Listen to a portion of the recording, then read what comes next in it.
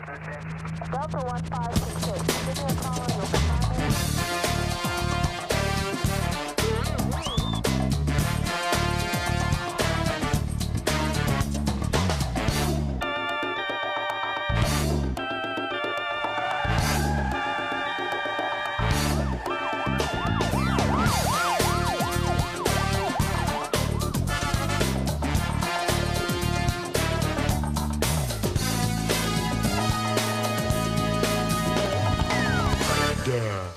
Now, welcome your host for America's Dumbest Criminals, Daniel Butler and Debbie Allen. Thank you. Welcome once again to America's Dumbest Criminals, where we make the strangest things appear before your very eyes. But before we get to our first story, the great Whodani has a trick to perform. Go ahead, Danny. Thank you very much. Normal cigarette. Have you noticed? That's a cigarette. Okay. All right. Place the cigarette in my hand like this. Yeah. You see the cigarette? See the cigarette, Debbie? see, There I is see, the I cigarette. see. All right, watch the cigarette very closely. Okay. Okay. All right. Where's the cigarette? Look, a rat. And there it is. These people And now, over here. For your next trick, can Yeah. you make yourself disappear? Okay, now. Hey, I was gonna... Better that you worked on that cigarette. I was gonna saw you in half, but it looks like somebody already beat me to it. Oh, belittling me again. No, I'm just noting the obvious, Debbie. Well, Come on now. Enough of your hocus pocus. We're going to go on to our first story, which finds a fellow whose sense of judgment seems to have gone up in a puff of smoke, and he's caught on camera.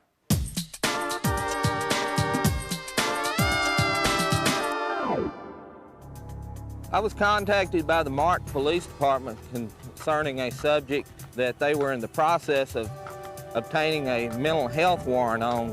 As we followed this subject around, he pulled into a local restaurant here that does serve alcohol. While at the restaurant, I began sobriety tests because it was obvious this was on something. You had anything to drink today, sir? Yes, I have. I sure have. Okay, yeah, I can smell it. I smell pot, too.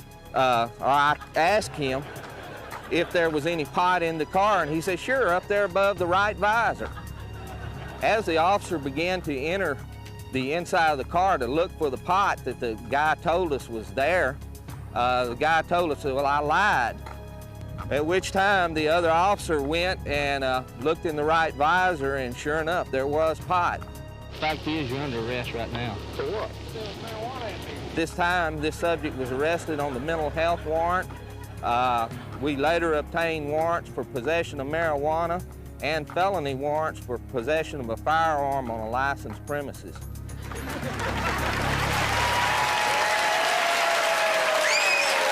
You know, ever since people have memorized those three little numbers, 911, thousands of lives have been saved. Well, unfortunately, people sometimes misuse that emergency system for situations that really aren't life or death.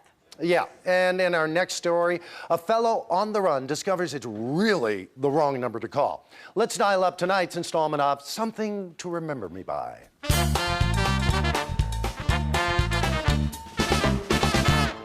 We received a call one evening where somebody had called up on 911 because they didn't want to put a quarter in the payphone. So when he called up, he inquired whether he had any outstanding warrants on him, and come to find out he had 2 outstanding warrants. So we had the dispatcher stay on the phone with him. We sent a patrol unit over, which handcuffed and arrested him. He might have saved 25 cents, but it might have cost him 25 years. You never know. You never know. The term is pawnbroker, but the 3 young guys are the ones doing some breaking in what you're about to see. All right, let's watch to see how they bruise their egos and hock their reputations. Basically, there was these 3 guys. They were riding around in a car, belonged to one of the guys in the car, the driver. And he had no registration on the car, had no tags on the car. He goes up to his friend's house, which was with him in the car, takes the tags off his deceased father's car, puts them on his car, and he didn't secure them very tightly. And they're riding around, drinking some beer, and they want to do a break-in. The score was going to be a pawn shop. They want to do a pawn shop. So they park their car nearby, they walk over, they go to the pawn shop, check it out, make sure everything's okay. Then they get in the car and they go back to the pawn shop, drive across the grass, and they ran the car into the side of the building, knocking a hole where the door was. They knocked the doorway out, and in the midst of the driving in the window or driving in the door, the tag from the vehicle falls off, lays on the ground. They go in, load up with guns and watches, got back in their car, left the scene before we arrived. The tag still laying on the ground right by the door where the break-in was at. Things were not really going well for them during this break-in. They broke down on the way home and had to leave on foot. We ran the tag, got the address, went over to the house and arrested the suspects. In Waterbury, Connecticut, it's illegal for a beautician to hum, whistle, or sing while working on a customer. We hear a lot of dumb excuses from talking to police officers all over the United States. Now, occasionally we hear of one that just grows stranger with each word from the suspect's mouth. And such is the case with this story from Gilbert, Arizona. Here's another one for the record books of America's dumbest excuses.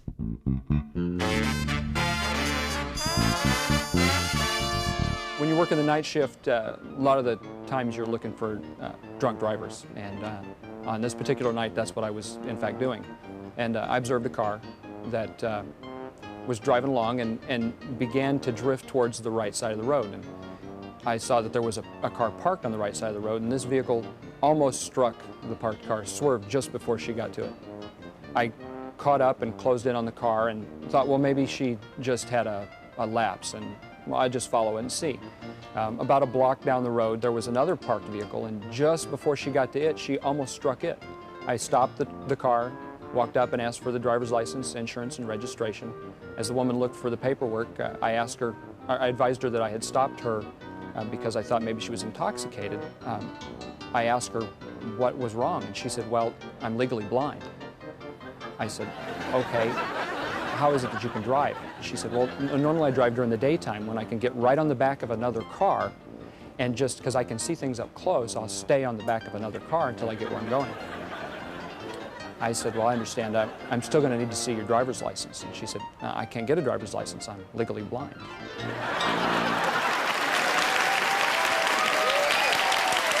Now, although we look on the lighter side of things on America's dumbest criminals, there's no question that police work is serious business. Things could have gone very wrong in this next story, but fortunately, the good guys definitely win in the end.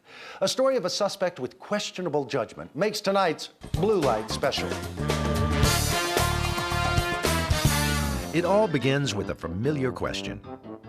And over the course of the next 25 minutes, there will be many more questions, like, why were you doing 78 when the speed limit is 65? Why don't you know the person who owns this car? Who played Uncle Charlie in My Three Sons? And there are questions like, why does my drug dog go nuts when I approach your car?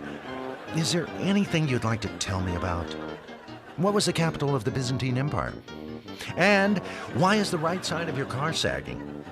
Why do they call your friend Tiny? What restaurant has the best all-you-can-eat buffet? And who can forget these gems? Do you realize I haven't said you can go? Do you see this pistol in my hand? How far do you think you're going to get if I blow out your tires? And here's one for the math lovers. If a suspect leaves the scene traveling at 30 miles an hour, and 15 seconds later, a patrolman comes after him traveling at 70 miles an hour, how long will it take the officer to overtake the suspect? Time's up. Questions are getting less amusing. Haven't I seen you somewhere before? Do you enjoy trying my patience? Did you know it's safer to lie down in the emergency lane than the freeway? And now these final questions. Have you met my associates? Do you mind if they handcuff you? Okay, no more questions.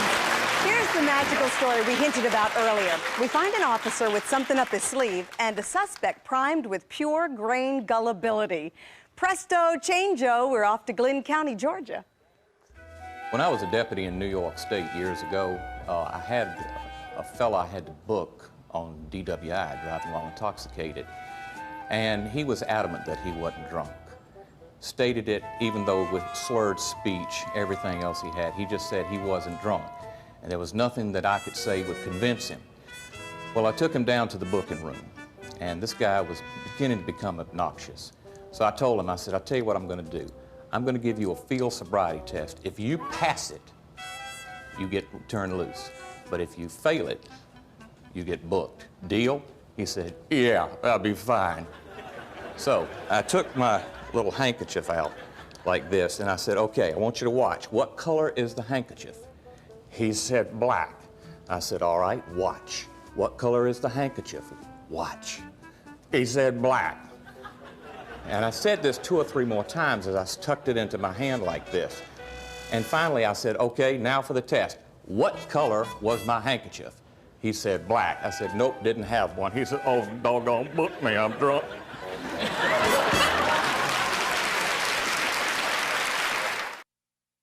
When on the road, the ADC crew eats at Tony Roma's. Tony Roma's, over 200 locations worldwide.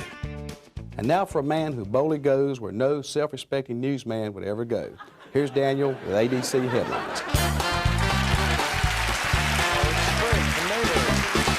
2 women broke into a home in Harkers Island, North Carolina, and stole a cat from its owners. The kidnappers then called its owners and demanded they cough up $18,000 in ransom. It just wasn't a $20,000 cat. But the owners got their backs up when they recognized the voice of the callers. It's Tammy, honey. And soon, police officers had the feline felons in their claws. Go figure. Officers in Richmond were tracking a deadbeat dad when they approached a home. The lady who answered the door said that she knew nothing about the man.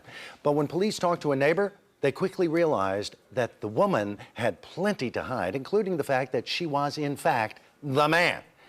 They were seeking and routinely dressed up in order to avoid paying $40,000 in child support.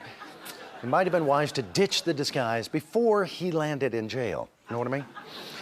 Perhaps you've heard the expression dumber than a doorknob. Well, it turns out that you couldn't find a more fitting description for a New York thief who pilfered antique doorknobs and door plates and door knockers from more than 100 homes, which he then sold for drug money. But police got a handle on his modus operandi and put his favorite target area under surveillance. They closed both the case and the cell door right behind it. And that closes the file on ADC Headlines, news ripped from somewhere near the back of your local newspaper. Debbie? All across the nation, thousands of people participate in neighborhood watch programs. It's a friendly way to make things safer for everybody, except when one man noticed some funny business going on next door. Now, he had no idea that reporting the trouble would really hit home. Here's our special delivery. I received a call. A man reported that his neighbor was throwing a bunch of stuff over the fence into his yard. Was a lot of stuff or just a little stuff?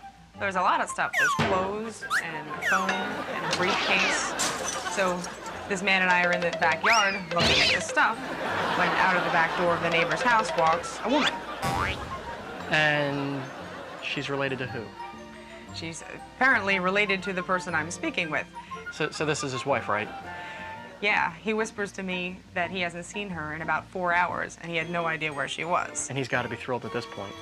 He's a little embarrassed. So I asked her, why she was in the neighbor's house, and she said they were on vacation, and she was supposed to go in and clean. And of course she wasn't intoxicated or medicated and very intelligent. Well, she had taken a few too many Xanax, I believe. Maybe a little too much vodka. But she said that Rosa, who's the woman next door, had given her a list of things to do. I asked her for the list, and she said... And let me guess, it was thrown out and it was in Spanish. Well, you're pretty smart. Yeah, she said that it was in Spanish and that she had thrown it out. What I told her to do is lock up the house, get out of the house, and go home. And if I receive a call from the neighbors later on in the day telling me that their house was broken into, I'm going to come back and lock her up. Less than 2 hours later, I got a call. The neighbors called and said their house had been broken into, they're missing clothing and jewelry. And a briefcase and a phone. And a briefcase and a phone. And I went next door and locked up the woman. Who had not left the house, right? She's still there waiting. She was still there waiting for me. I just hope that my future wife doesn't do anything like that. Yeah, I guess the wife you save could be your own. But nothing could save a dope from sealing his fate. It was his destiny, as well as his density. He had every opportunity to avoid getting caught, but plowed ahead like the Titanic, encountering that iceberg. All right, watch with me and see if you don't get a sinking feeling. 3 gentlemen came into the courthouse. As they approached my desk at the front scanner, I took them one at a time and they lined up. The first young man, I asked him to empty his pockets, walk through the metal detector. He came through fine. The second young man, I advised him, empty out your pockets, walk through the metal detector. He did so and was fine. The third young man stood there and waited patiently in line. And when it was his turn, I noticed that he had on a fanny pack. So I advised him, sir, put your fanny pack on the desk for me. Make sure all your pockets are empty and walk through the metal detector. And I began to search the fanny pack. And in the middle compartment, I saw a stack of bills standing on end. And my fingers touched plastic. When I started to pull plastic up, out came a Ziploc sandwich bag that was half full of marijuana and half a bag of cocaine and 21 $20 bills. And I looked up at him and I said, is this what I think it is? And he said, yes, ma'am. Front scanner to CH1. I need you and 2 male deputies to assist at the front scanner ASAP. I said, and the very fact that you stood there in line and waited your turn with all this junk on you, when you could have walked right out the door, you were not under arrest. But because you had, by your own admission, did a line before you came into the courthouse, it didn't even occur to you. I said, this is the most graphic example I can think of how it burns your brain cells up. We had a burglar who was working the upper-class neighborhoods. He was looking for Hummels and antiques and collectibles and so forth. We couldn't figure out at first how he was doing the burglaries. Finally, it dawned on us that he was following the society page. He would look for obituaries. He would look for clubs installing officers and so forth. The next death we had in the city of a prominent individual, we asked the family if we could sit in the house, and they agreed. The second night we were there, we heard a noise.